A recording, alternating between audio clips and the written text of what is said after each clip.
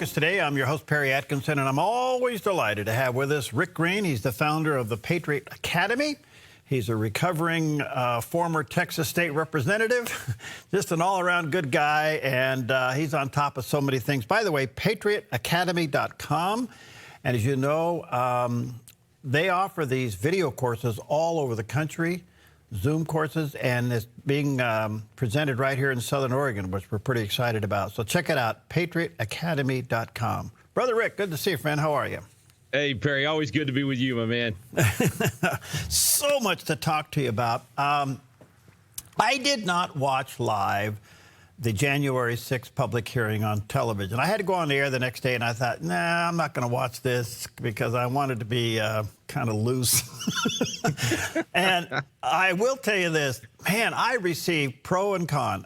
It was pretty amazing. My phone was lit up. My emails were lit up. People thought it was great. People thought it was a sham. But at the end of the day, just under 19 million people watched it on 6 networks. What does that tell you?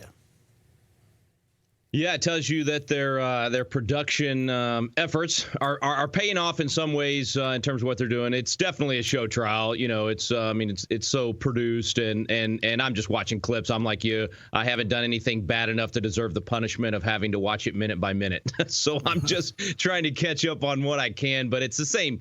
You know, it's the same stuff they've been saying for a year and a half, and of course the other side is I think accurate in saying why the focus on this one day when 20 times the murders and $2 billion worth of damage versus 1.5 million worth of damage was done during the BLM riots, and why are we not allowing due process to the January 6th prisoners of political war essentially, and yet bailed everybody out on the BLM riots that actually burned buildings and damaged hundreds of federal buildings, 150 federal buildings rather than one federal building. So I think that hypocrisy is obvious to a lot of people, but yet it's interesting, and so it draws in viewers, and of course they're promoting it like crazy. So people tend to go with the flow and follow what they think is popular at the time.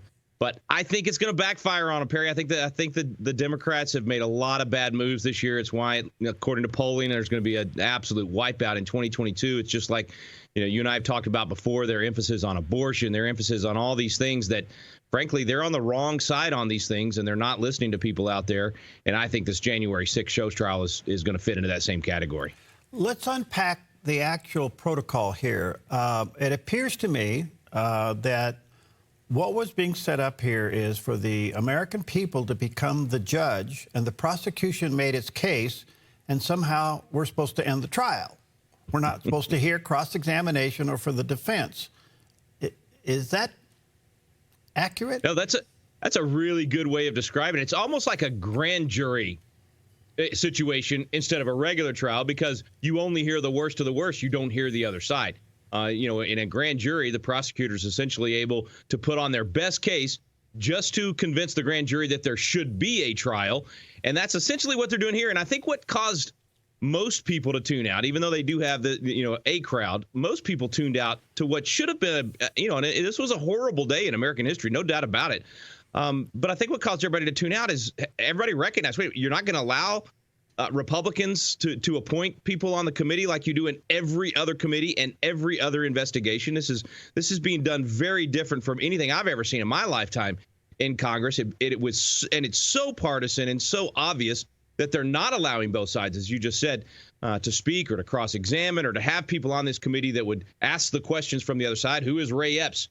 Who are all of these FBI informants? Who are all of these other, who were the instigators that were on the front lines? Who are the people actually breaking the glass?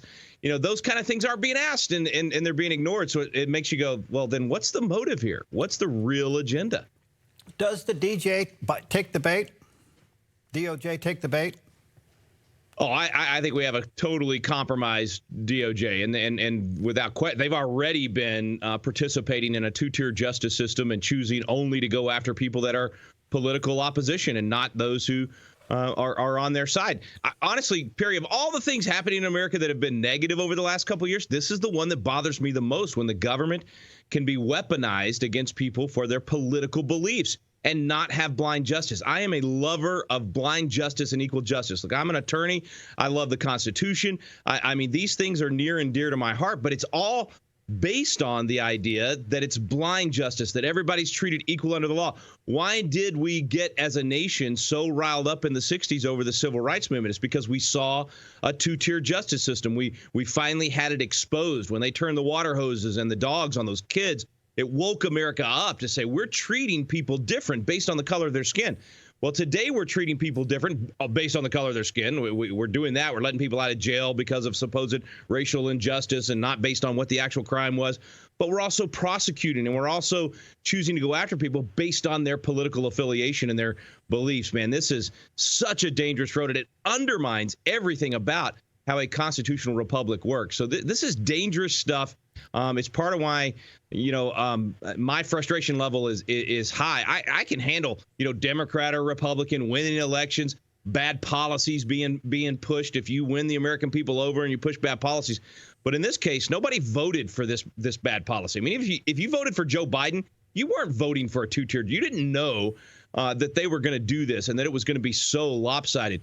And unless it happens to you, you don't even realize just how lopsided it is. Those people that have been hunted down in the middle of the night, hit with flashbangs, their children scared to death, all because they were singing hymns and patriotic songs out at the rally, didn't even go into the Capitol. It's obviously concerning to me, and I think the DOJ is taken, in my opinion. It's become purely political at this point. Does our judicial system get damaged by this, or does just the Congress get damaged by this? No, I think the judicial system overall, it causes people to have not have faith in the system, to completely question, everything about how we prosecute things, the due process. And Perry, long term, I'm always kind of like, okay, if that's the problem, then what's the solution? What do we do? Long term, we have to fall in love with freedom and due process. That sounds boring, but we got to fall in love with what does it mean to be able to confront your accusers? What does it mean to be able to call witnesses on your behalf? What does it mean to make sure that you have counsel, that you have, not cruel and unusual punishment, that you can get bail, that you can, all those things we kind of took for granted, honestly, in America. And we always thought that's, if somebody complains about that, they're really just a bad guy or gal and they're just looking for a reason to get out. Now we're starting to realize, wow, the system can be corrupted. I thought that only happened in other countries. I've always praised our system and how, even though there have been abuses in our system compared to other nations, it's so much better. And it is better than most nations. But boy, we are reaching, kind of a third world, system of just it depends on who's got the power. That's what will determine justice instead of that blind justice, that equal justice under the law. All right. Friday after the premiere that evening, my phone lights up. The premiere. I love your language too. I don't know. Anyway, so I come in. Actually, my phone started to light up after the presentation on primetime. So here comes my phone started. Various people, friends, associates. I go to my email. It's lit up, and I'm reading this stuff back and forth, and I realize, where people are. But I boiled it down to this, Rick, and I hope I'm not too simplistic. It appeared to me that those who watched that presentation, the division is not over the law, it's not over the presentation, it's nothing more than Trump lovers and Trump haters. It boiled down to that. I didn't hear anything of cross-examination. I didn't hear anything about the way the hearing is being conducted. We know that they hired this Hollywood producer. You can go down that road and complain all day long. The bottom line here is it's those who hate Trump or love Trump. And how does one man's personality dominate the airways for an hour and a half? I think, Perry, honestly, I think that is a byproduct and a symptom of the fact that he became symbolic for the pushback against the swamp and the pushback against just this leftist takeover of American education and all of these areas. And people really, it was like, wow, here's somebody that's actually saying what I believe and standing up against the craziness out there. And so it became the focal point, the inflection point in a culture war that's been going on for a long time underneath. Most people hadn't been paying attention, but those involved in the arena certainly have. And so because he became the focal point, you're exactly right. It's almost like that's the litmus test. Are you pro-Trump or anti-Trump? And everything else flows from that, which it shouldn't be that way, right? But you nailed it. I mean, that's essentially what it is. And you can tell even as you watch the clips of the trial, it's always what's an opportunity to come back and take a shot at Trump? What's an opportunity to blame him for everything? And of course, if you watch the guy's speech that day, instead of having edited clips like they do in the show trial, when he's talking about be peaceful, be loving, all these things. I mean, he never encouraged anybody to do anything of violence or anything like that. And he actually said the opposite. They cut out the clips where he tells everybody go home. I mean, it's such a manipulated situation, but it flows from exactly what you're saying. Everybody's kind of coming to the table with foregone conclusions. Like if you're for Trump, you're going to hate everything about this. And if you're against Trump, you're going to love this. And that's very unfortunate that it's that way. But we are that divided in the country. And he's just kind of the poster boy, if you will, for everything the left hates because he's standing against them on it. And he became the poster child for the right, which I would have never guessed in a million years. If we get in the time machine and go back to 2016, I'd have thought this guy's going to be an Obama on the right. He's going to govern with executive orders. He's going to ignore the Constitution. He's going to appoint bad judges. I thought Trump was going to be terrible. I was wrong, man. He turned out to be, everything that the right wanted. Constitutionalist, constitutional executive orders, didn't go above and beyond that. Appointed justices that now are going to overturn Roe v. Wade. All these things, who would have thought? God loves to confound our wisdom. But because he did those things, the vitriol and the hatred for him, they see him as the guy that is overturning Roe v. Wade. His judicial appointments are overturning Roe v. Wade. And so whatever else he does or says for the rest of his life, they will hate him for that. All right, so do they win? Do they, and I say this, I'm not looking for a fight here, but to take the 30,000-foot view, they may have damaged him enough that he can't win if he runs again. He may try, but they have set him up to criticize Republicans, and that will turn Republicans off. He's going to face a primary situation where, I mean, if he decides to run, I don't think DeSantis runs. I don't think anybody that has any chance of beating him runs. There'll be some anti-Trumpers like, Nikki Haley has talked about running, and I forget the Maryland governor that is really a Democrat in Republican clothing, Larry Hogan, I think it is. Anyway, they want to be the anti-Trump, but won't have a chance, right? If he decides to run, he's got the Republican nomination, and we'll be right back to the same, basically 50-50 split in the country. And can he overcome, the negativity that they've created?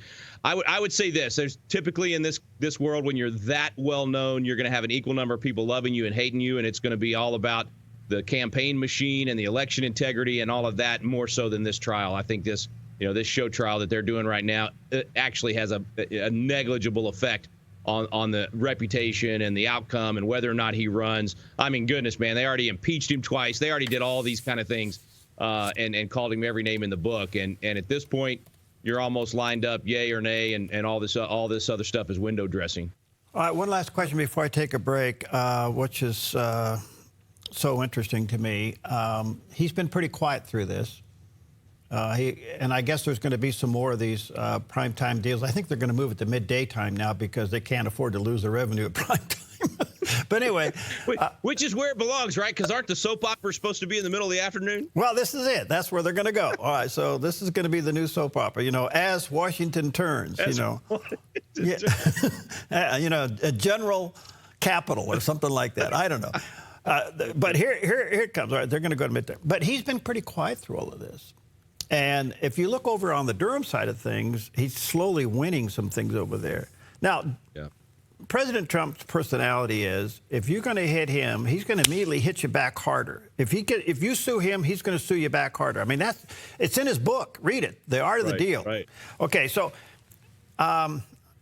do these people on the January 6th committee realize they could be setting themselves up for a class action lawsuit?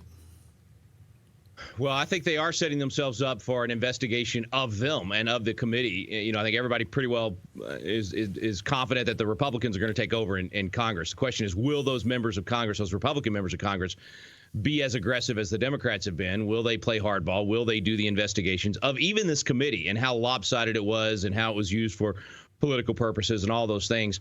Whether or not he could sue them for defamation or any of those things, I think that's very unlikely just because of how difficult it is to do that as a public figure. And you always have the out on the press or the other side to simply say, well, I thought it was true when I said it, which I think is bad law. I think we ought to have a better defamation system than what we have. New York Times v. Sullivan needs to be overturned, but that's a whole nother topic. No, I think honestly he's quiet because he knows a lot, almost everything he said 2 years ago, 2.5 years ago, has come to be true. What he said about the virus has turned out to be true. What he said about the economy and what would happen if Joe Biden got elected. He even predicted these gas prices if Joe Biden was elected, because everybody knew Joe Biden's going to shut down the pipelines. He's going to prevent the drilling. He's going to do all the stupid things. I'm sorry, it's just bad economics that will cause prices to go up. And so he predicted all of these things. So, even the Russian hoax deal, I mean, they're having to finally admit that this was a politically motivated deal, that it came from Hillary Clinton and her campaign. So much that he said has turned out to be true. I wonder if he's just sitting back, like you're saying, just kind of letting them put themselves, in the bad situation and letting them fire all their shots and get done.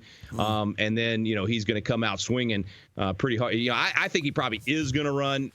I guess he's waiting to see, look at his age, what's his health like 6 months, 8 months from now, when the final decision probably needs to be made. Yeah. But he will be, if he does run, I think he probably does win. I mean, Joe Biden is doing so bad in so many areas. I mean, literally the American, federal government is just inept right now. And between the border and everything else, Biden's administration is basically setting it up for any Republican to win, including Donald Trump. All right, let me take a quick break. Rick Green's back with us. Check out patriotacademy.com. We'll be right back.